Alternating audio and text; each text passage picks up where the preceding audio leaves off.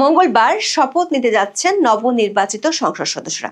অন্তর্বর্তী সরকারের পক্ষ থেকে বিএনপিকে চাপ দেওয়া হচ্ছে একই সাথে সংবিধান সংস্কার পরিষদের সদস্য হিসেবেও আলাদা শপথ নেওয়ার জন্য। অধ্যাপক ইউনূস এবং আলী রিয়াজ নিজেদের মান রক্ষায় বিএনপির কাছে এমন অনুরোধ করেছেন। তবে বিএনপির শীর্ষস্থানীয় নেতারা বলছেন, জুলাই সনদ নিয়ে আলী রিয়াজ যে দলটির সাথে প্রতারণা করেছেন সেটি আগেই বলা হয়েছে। তাছাড়া ভবিষ্যতে সাংবিধানিক ও আইনগত জটিলতা তৈরি হতে পারে এমন কোনো সংকট বিএনপি তৈরি করতে চায় না। সূত্রগুলো বলছে, নতুন সরকার গঠনের পরপরই বাংলাদেশের সুপ্রিম কোর্টের সিনিয়র কয়েকজন আইনজীবী জুলাই সনদের আইনি ভিত্তি নিয়ে কোর্টে চ্যালেঞ্জ করবেন এমন খবর বিএনপির কাছে এরই মধ্যে আছে। তাছাড়া জুলাই জাতীয় সনদ বাস্তবায়ন আদেশের আইনি ভিত্তি নিয়ে শুরু থেকে বিএনপিরও প্রশ্ন আছে। এজন্য 2/3 বেশি সংখ্যাগরিষ্ঠতা নিয়ে সরকার গঠন করতে যাওয়া বিএনপির সংসদ সদস্যরা মনে করেন বিদ্যমান সংবিধান অনুসরণ করে শুধু সংসদ সদস্যদের শপথ পড়ানো হবে। যেহেতু বর্তমান সংবিধানে সংবিধান সংস্কার পরিষদ বা এ ধরনের কিছু নেই, তাই আলী রিয়াজ যতই সুর করে গান গেয়ে যাক না কেন বিএনপি তাতে খুব বেশি কর্ণপাত করতে চায় না। কারণ সংসদে বসার আগেই সংবিধান লঙ্ঘনের দায় তারা মাথায় নিতে চান না। সরকার একটি সূত্র বলছে, সংবিধান সংস্কার পরিষদের সদস্য হিসেবে শপথ নেওয়ার জন্য জামাতের জোটের সংসদ সদস্যরা চাপ দিতে পারে, এমনকি শর্ত দিয়ে বেঁকেও বসতে পারে। শেষ মুহূর্তে অন্তর্বর্তী সরকার একটি পক্ষ বিষয়টি নিয়ে জল ঘোলা করতে চায়। তেমনটা হলে পরিস্থিতি সামাল দিতে নাটকীয় কিছু ঘটতে পারে। দুটি না একটি শপথ হবে সে সিদ্ধান্ত না হওয়ায় সংসদ সচিবালয় সোমবার দুপুর 3টা পর্যন্ত চিঠি পাঠাতে পারেনি। ত্রয়োদশ জাতীয় সংসদ নির্বাচনে নির্বাচিত সদস্যরা মঙ্গলবার সংসদ সদস্য বা এমপি হিসেবে শপথ নেবেন। বিকেলে জাতীয় সংসদের দক্ষিণ প্লাজায় এই শপথ অনুষ্ঠিত হবে। এজন্য সংসদ সচিবালয় প্রস্তুতি নিচ্ছে। অন্তর্বর্তী সরকার চায় একই সঙ্গে নতুন সংসদ সদস্যরা সংবিধান সংস্কার পরিষদের সদস্য হিসেবেও আলাদা শপথ দিবেন। সংসদ সদস্যরা শপথ নেওয়ার পর শপথ বইয়ে সই করেন। শপথ নেওয়ার নির্ধারিত ফর্ম আছে, এগুলো আসন ওয়ারি প্রস্তুত করা হচ্ছে।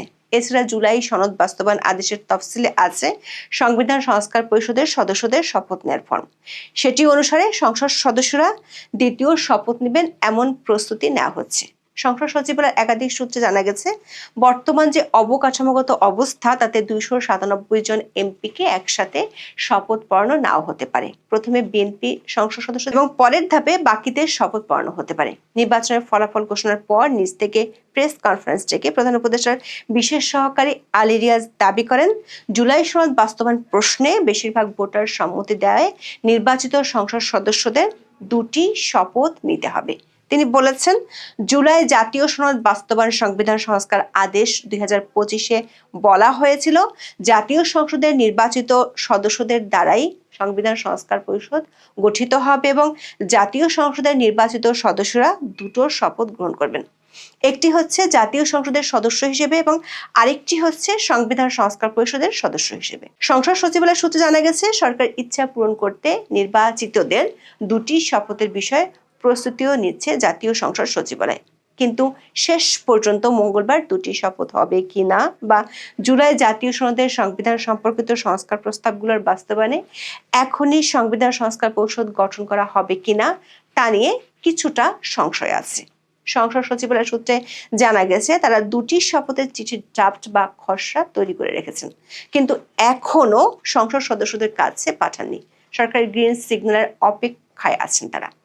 সরকার থেকে বার্তা পাওয়ার পরেই তারা চিঠি পাঠাবেন। সরকার একাধিক সূত্র বলছে, অধ্যাপক ইউনূস এবং আলী রিয়াজ বিএনপির শীর্ষ নেতৃবৃন্দকে অনুরোধ করেছেন দুটি শপথ নেয়ার জন্য, কিন্তু বিএনপি নীতি নির্ধারক এখনো এ বিষয়ে কোনো সিদ্ধান্ত জানায়নি।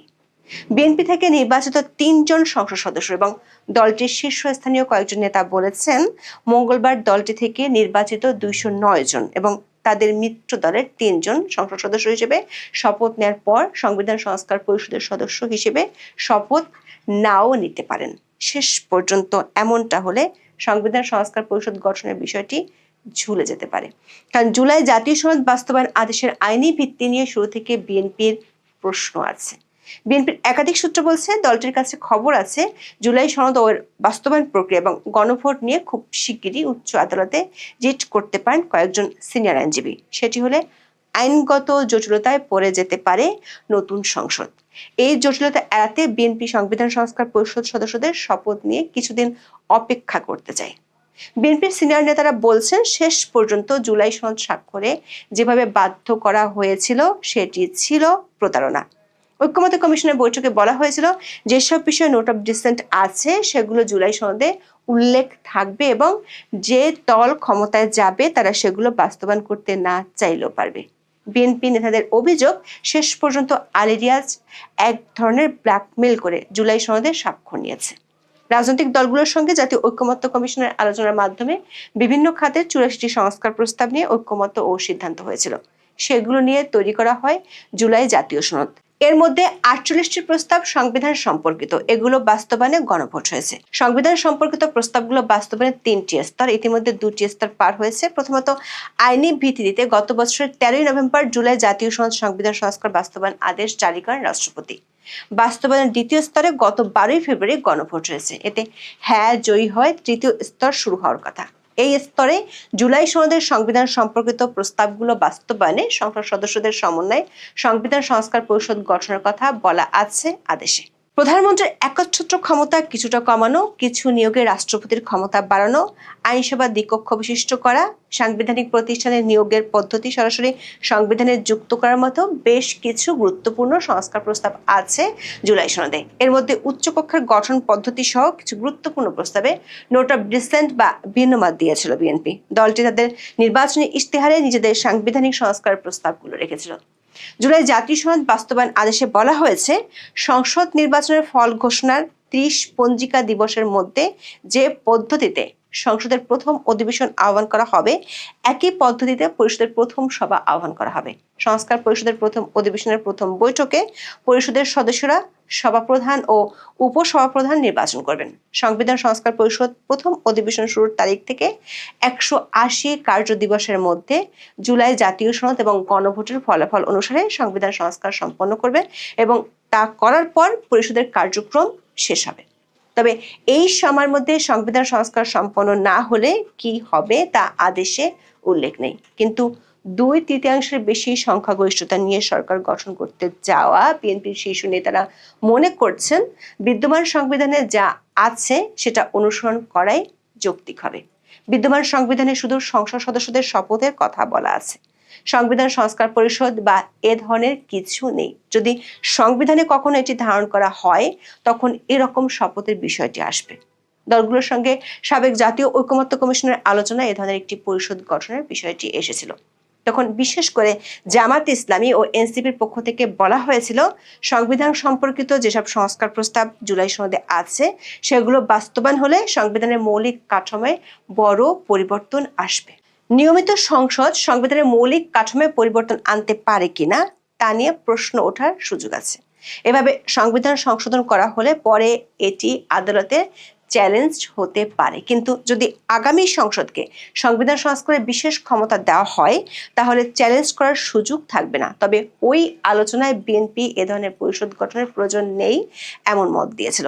এছাড়া সনদ বাস্তবায়নে অধ্যাদেশ নয়, একটি আদেশ জারির প্রস্তাব দিয়েছিল জামায়াতে ইসলামী ও এনসিপি সহ কয়েকটি দল। অন্যদিকে বিএনপি এর বিপক্ষে ছিল। তারা বলেছিল এ ধরনের আদেশ জারির কোনো সুযোগ নেই। পরে এসব বিষয়ে নিজেদের পছন্দসই বিশেষজ্ঞদের মত নিয়েছিল জাতীয় ঐক্যমত্য কমিশন। শেষ পর্যন্ত গত বছরের 13ই নভেম্বর রাষ্ট্রপতি জুলাই সনদ আদেশ জারি করেন। সেখানে সংবিধান সংস্কার পরিষদ গঠনের বিষয়টিও রাখা হয়। 13ই নভেম্বর এই আদেশ জারির পর তাৎক্ষণিক প্রতিক্রিয়ায় বিএনপির স্থায়ী কমিটির সদস্য সালাউদ্দিন আহমেদ সাংবাদিকদের বলেছিলেন, সংবিধান সংস্কার পরিষদ নামে একটি নতুন আইডিয়া, একটা পরিষদ গঠনের কথা আদেশে বলা হয়েছে। তিনি সেদিন আরো বলেছেন, রাষ্ট্রপতি এই আদেশ জারি করেছেন, রাষ্ট্রপতির অধ্যাদেশ জারির ক্ষমতা আছে, সংবিধান মোতাবেক আদেশ জারির ক্ষমতা নেই। এ কারণে বিএনপি এখন নতুন করে ভবিষ্যতের জন্য কোনো ধরনের আইনি সংকট তৈরি করতে চায় না। তবে সরকার একটি পক্ষ চেষ্টা করছে বিষয়টির জন্য জামাত ও এনসিপিকে দিয়ে বিএনপিকে চাপ দিতে।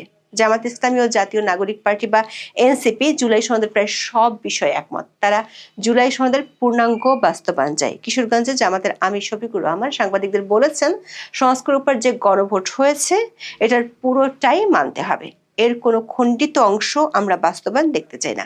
এমন পরিস্থিতিতে সরকারি দলের সদস্যদের পরে বিরোধী দলের সদস্যদের শপথ অনুষ্ঠান হবে।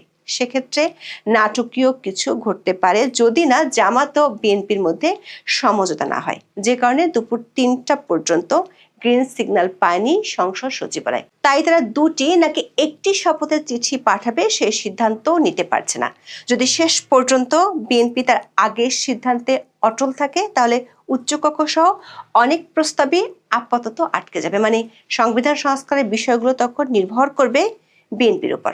দলটির 2/3 মেজরিটি থাকায় তারা যেভাবে চাইবে সেভাবেই হবে। বিএনপির নেতারা মনে করেন সংবিধান সংস্কার পরিষদের সদস্য হিসেবে শপথ নিয়ে তারা সংসদে বসার আগেই সংবিধান লঙ্ঘনের আশঙ্কায় পড়ে যেতে পারেন। প্রশ্ন হলো, বিএনপি কি জেনে বুঝে সে দায়ভার নিয়ে সংসদের যাত্রা শুরু করবে?